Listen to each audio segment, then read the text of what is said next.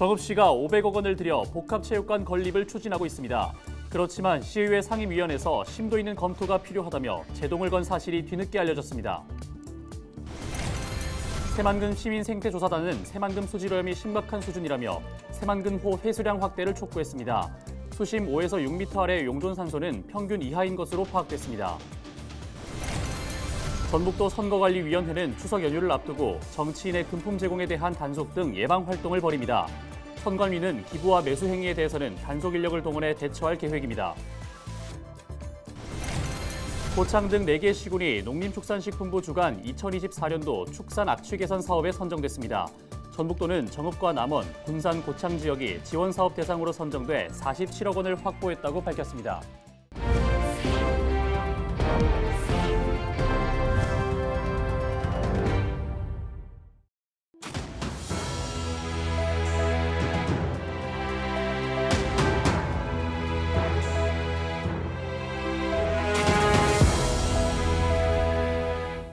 시청자 여러분 안녕하십니까? 헬로티비 전북 뉴스입니다. 정읍시가 500억 원을 들여 복합체육관 건립을 추진하고 있습니다. 그렇지만 시의회 상임위원회에서도 심도 있는 검토가 필요하다며 제동을 건 사실이 뒤늦게 알려졌는데요. 이유가 뭘까요? 정명기 기자의 보도입니다.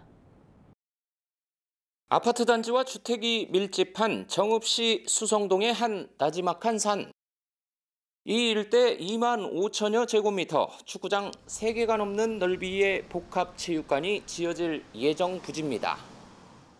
정읍시는 16면의 배드민턴장과 핸드볼장, 관람석과 같은 부대 시설을 짓는데 500억 원의 예산을 투입할 예정입니다.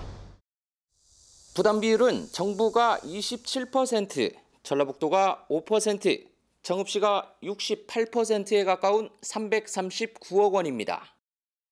이 사업을 다루는 정읍시의회 경제산업위원회는 심도 있는 검토가 필요하다는 입장입니다.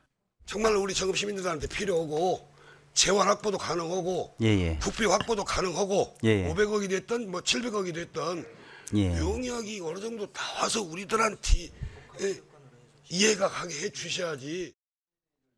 해당 부지가 적합한지도 의문이 제기됩니다.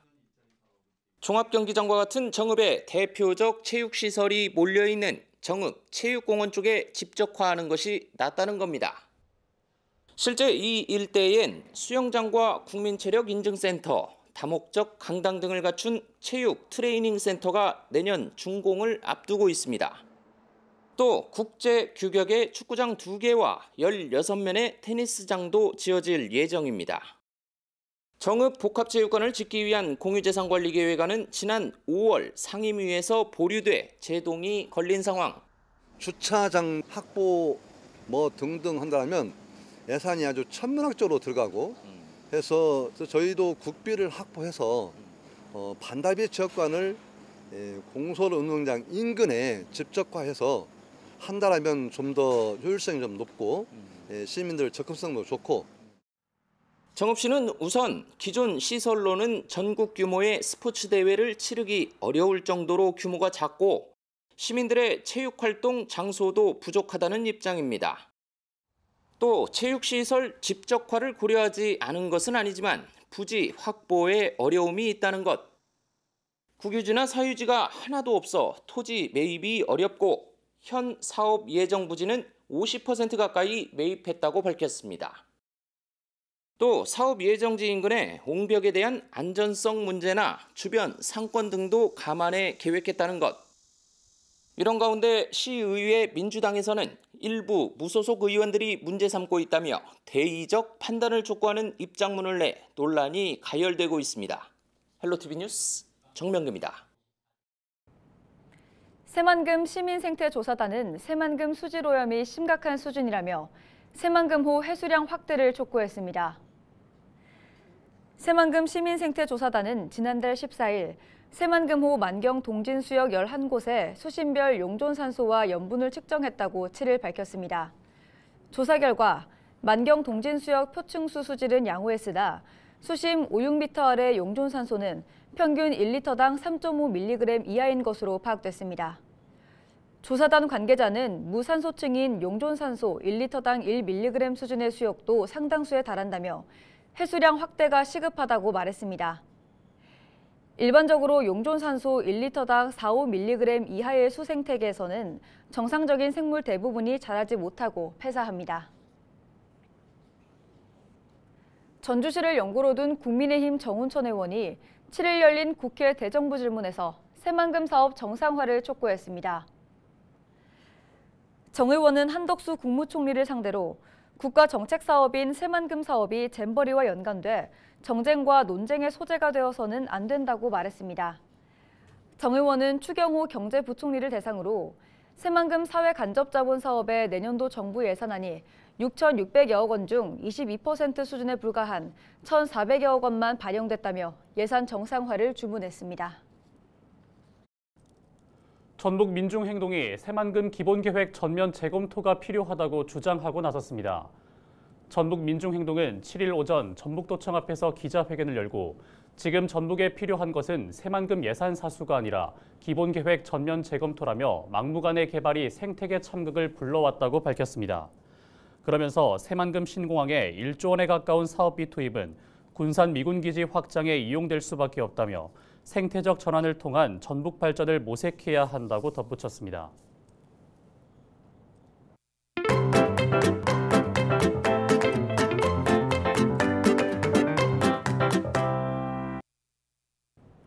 요즘 농사일을 하는 외국인 근로자들의 모습을 어렵지 않게 볼 수 있습니다. 계절 근로제가 시행되면서 농가 일손에 도움이 되고 있습니다. 하지만 이탈 방지라는 과제가 여전히 남아 있습니다. 외국인 계절 근로자들이 농가에서 일하는 모습을 카메라에 담았습니다. 기자가 간다, 김소영 기자입니다. 최근 농가에 일손이 많이 부족하다는 소식 많이 들으셨을 텐데요. 양주시에서도 이런 일손을 돕기 위해 해외에서 외국인 계절 근로자들을 채용을 했습니다. 다른 지자체도 외국인 계절 근로자를 통해서 이 농가의 부족한 일손을 돕고 있는데요. 오늘은 이 외국인 계절 근로자들이 어떤 일을 하는지 이들의 하루를 쫓아가 봤습니다. 잘 익은 호박을 수확하기 위해 해 뜨기 전부터 비닐하우스로 향하는 최찬석 씨. 양주에서 채소 농사를 지은 지 40여 년이 넘었지만 최근 가장 힘든 점은 일할 사람을 구하는 것이었습니다. 이분도 오기 전에는 어떻게 일손 구하셨어요? 동네 아주머니들 해서 했는데 아주머니들이 할머니들이에요. 나이 드셔가지고 일을 진행이 잘 안 됐어요. 하우스는 많은데 제대로 일을 못했죠. 요즘에 우리나라 사람들은 농사일 안 하려고 하는 거죠? 젊은 사람은 없어요. 일하는 게 아주머니들도 다 연세 드신 분들만 해요. 그러던 중 농업기술센터의 권유에 올해 처음 외국인 근로자들을 만났습니다. 계절 근로자 근무 기간은 5개월, 모두 라오스에서 왔습니다. 한국에 왜 오셨어요? มาทำงานเพื่อหาเงินไปเลี้ยงครอบครัวอยู่ทางบ้านอยู่ที่ลาว 만족하시나요? 일이 힘들진 않으신가요? พอใจนะงานก็ธรรมดาบ่หนักนายจ้างก็ใจดี 동트기 전부터 시작한 작업은 어느새 막바지 선별 작업에 들어갔습니다. 지금 보고 계신 이 모습이 그 출하되기 전에 이제 선별을 하는 작업인데요. 농장에서 호박을 자르고 비닐을 입히고 이렇게 선별하는 작업까지 지금 3, 4개월 정도 일을 했지만 마치 3, 4년을 일한 것처럼 능숙한 모습입니다. 현장에서는 외국인 계절 근로자들의 도움을 반기는 가운데 무단 이탈에 대한 지자체의 고민은 더욱 커지고 있습니다. 지난 2017년 전국적으로 도입된 계절 근로제는 그 규모가 확대되면서 이탈자도 급격히 늘어나고 있기 때문입니다. 나라살림연구소가 올해 조사한 2017년에서 2022년 지자체별 외국인 계절 근로자 분석 자료에는 계절 근로자 이탈자 수는 지난 2017년 18명에서 2021년 316명, 2022년 1151명으로 급증했습니다. 지자체는 계절 근로제 담당자들이 정기적으로 농가를 방문하는 등 모니터링 체계를 구축하고 브로커 없이 해외 지자체와 직접 업무 협약을 체결하면서 근로자 이탈 방지에 나섰습니다. 오늘은 호박 농가에서 일을 하는 외국인 계절 근로자들의 하루를 따라와 봤는데요. 어떠셨나요? 농장주들은 인건비가 저렴해서 좋고 이들은 외화벌이에 나섰다는 장점이 있습니다. 앞으로도 농장주와 지자체들은 이 외국인 계절 근로자들의 채용을 더 확대하겠다는 계획입니다.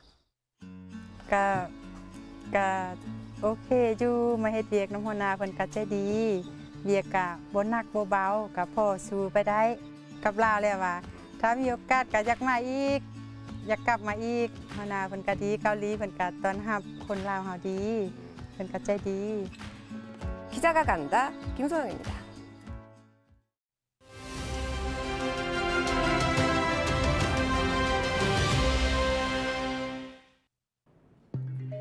지난달 소상공인의 전기요금 부담이 작년보다 46% 늘어난 것으로 나타났습니다. 김혜재 더불어민주당 의원실이 한국전력으로부터 제출받은 자료에 따르면 올해 8월 일반용 가평균 요금은 70만 1,790원이었습니다. 일반적으로 상업용 건물 내 사용자에게 적용하는 일반용 갑요금은 소상공인 자영업자 요금제로 분류되는데요. 그런데 일반용 갑의 8월 전기요금은 최근 3년 동안 가파르게 상승했습니다. 지난 2021년 41만 47원에서 지난해 48만 1,660원으로 17.5% 상승한 이후 올해 70만 1,790원을 기록하며 45.7%나 폭증했습니다. 정부는 올해 6월에서 9월 한시적으로 신청자들에 한해 원료금 50% 이상 납부 후 잔액을 최장 6개월간 분납할 수 있는 제도를 시행한다고 밝혔는데요. 소상공인들은 에너지 고물가 지원금 지급과 소상공인 에너지 바우처 등 추가 지원책을 호소하고 있습니다. 정부의 에너지 경제 정책 변화가 필요해 보입니다. 지금까지 데일리 브리핑이었습니다. 전북도 선거관리위원회는 추석 연휴를 앞두고 정치인의 금품 제공에 대한 단속 등 예방 활동을 벌입니다. 전북도 선관위는 내년 4월 실시하는 제22대 국회의원 선거를 앞두고 국회의원과 지방의원 등 입후보 예정자들을 상대로 홍보 활동을 진행한다고 밝혔습니다. 선관위는 기부와 매수 행위에 대해서는 광역조사팀과 공정선거지원단 등 단속 인력을 동원해 대처할 계획입니다. 추석에 할 수 있는 행위로는 선거구 군부대 위문 금품 제공과 자선사업 단체 후원 금품 기부, 추석 인사 현수막 게시 등입니다. 그러나 관내 경로당과 노인정 등의 인사 명목으로 선물 등을 제공하는 행위나 선거운동 발언을 하면서 금품 제공 등은 할 수 없습니다. 고창 등 4개 시군이 농림축산식품부 주관 2024년도 축산 악취 개선 사업에 선정됐습니다. 전북도는 정읍과 남원, 군산, 고창이 가축 분뇨를 퇴비나 액비로 생산하고 정화하는 시설 등을 지원하는 사업에 선정돼 47억 원을 확보했다고 밝혔습니다. 그 가운데 고창에 21억 원, 정읍에 14억 원, 남원에 5억 원 등을 투입해 양돈 농가 악취를 줄일 계획입니다.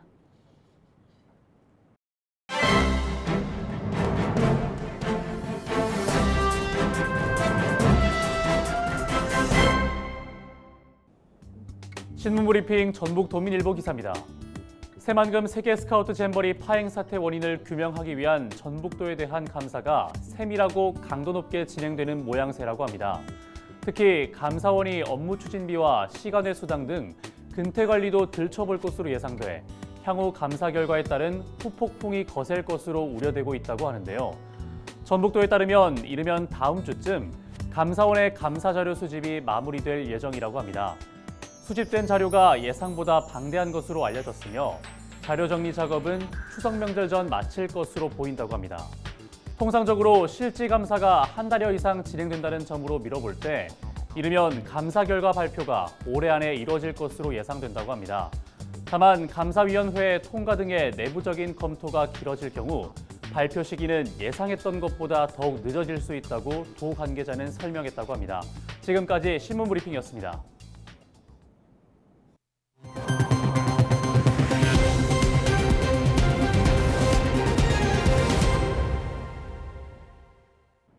김제시가 오는 8일부터 4일 동안 국가지정 문화재 사적인 김제군 관아와 향교 일원에서 문화재 야행을 개최합니다. 달빛 풍류, 금빛 야행을 주제로 열리는 이번 행사는 공연과 전시, 체험, 마켓 등 8개 야행 프로그램을 즐길 수 있습니다. 김제 향교에서는 달빛 풍류 한마당과 미디어 파사드가 펼쳐지고 풍류 공연 등도 진행됩니다. 이어서 날씨 전해드립니다.